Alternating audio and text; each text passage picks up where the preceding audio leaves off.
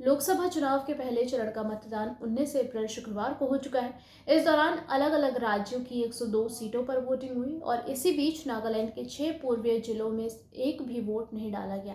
यहां मतदान कर्मी बूथ पर 9 घंटे तक इंतजार करते रहे, लेकिन एफएनटी की मांग पर दबाव बनाने की वजह से एक संगठन द्वारा किए गए बंद के आह्वान के बाद क्षेत्र के 4 लाख वोटर्स में से किसी ने भी एक भी वोट नहीं दिया। वहीं मीडिया एजेंसी पीटीआई के मुताबिक मुख्यमंत्री नेफ्यू रियो ने शुक्रवार को पुष्टि की है कि राज्य सरकार को ईस्टर्न नागालैंड पीपल्स ऑर्गेनाइजेशन यानी कि ईएनपीओ की एफएनटी के मांग से कोई भी समस्या नहीं है, क्योंकि वो पहले ही इस क्षेत्र के लिए ऑटोनोमस शक्तियों के लिए सिफारिश कर चुके हैं। वहीं आपको आगे बताते चले कि ईएनपीओ पूर्वी क्षेत्र के 7 आदिवासी संगठनों का एक शीर्ष निकाय है।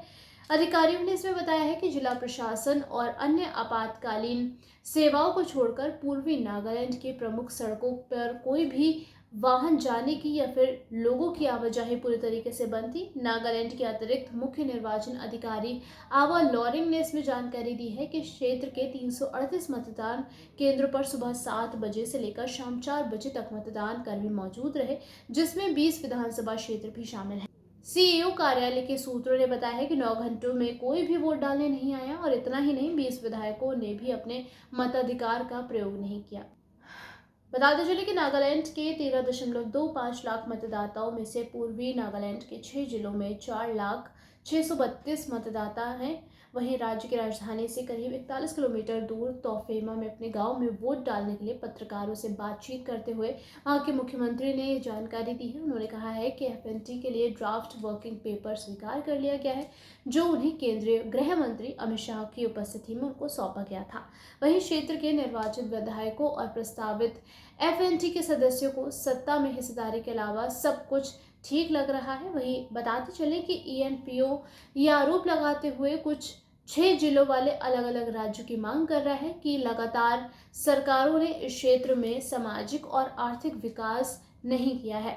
हालांकि मुख्यमंत्री ने इसमें कहा है कि राज्य सरकार पहले ही ऑटोनोमस निकाय की सिफारिश कर चुकी है ताकि इस क्षेत्र को राज्य के बाकी हिस्सों के बराबर पर्याप्त आर्थिक पैकेज मिल सके। वहीं ये पूछे जाने पर कि वोट न डालने के लिए पूर्व नागालैंड के 20 विधायकों के खिलाफ कोई कार्रवाई होगी या फिर नहीं, तो उन्होंने इसका जवाब देते हुए कहा है कि हम टकराव नहीं चाहते हैं और आगे देखते हैं कि इसमें क्या कुछ हो सकता है। गौरतलब है कि नागालैंड में लोकसभा चुनाव शुरू होने से चंद घंटों के पहले ही एनपीओ ने गुरुवार शाम 6 बजे से राज्य के पूर्वी हिस्से में अनिश्चितकालीन पूर्ण बंद लगा दिया।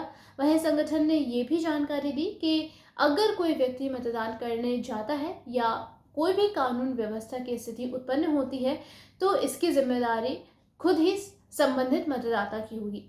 वहीं नागालैंड के सीईओ वायसन आर ने बंद को चुनाव के दौरान अनुचित प्रभाव डालने के प्रयास के रूप में देखते हुए गुरुवार रात ईएनपीओ को कारण बताओ नोटिस भी जारी किया है। उन्होंने भारतीय दंड संहिता की धारा 171C की उपधारा 1 के तहत कहा है कि जो भी स्वेच्छा से किसी चुनावी अधिकार के स्वतंत्र प्रयोग से हस्तक्षेप करेगा या हस्तक्षेप करने के प्रयास करता है तो वो चुनाव में अनुचित प्रभाव डालने का अपराध करता है। हालांकि ईएनपीओ के अध्यक्ष ने शुक्रवार को इस बात का दावा किया कि ये धारा इस संदर्भ में लागू नहीं होती है। ये जानकारी आपको कैसी लगी है आप हमें कमेंट सेक्शन में जरूर बताइएगा और ऐसे ही तमाम जानकारियों के लिए बने रहिए इन खबर के साथ।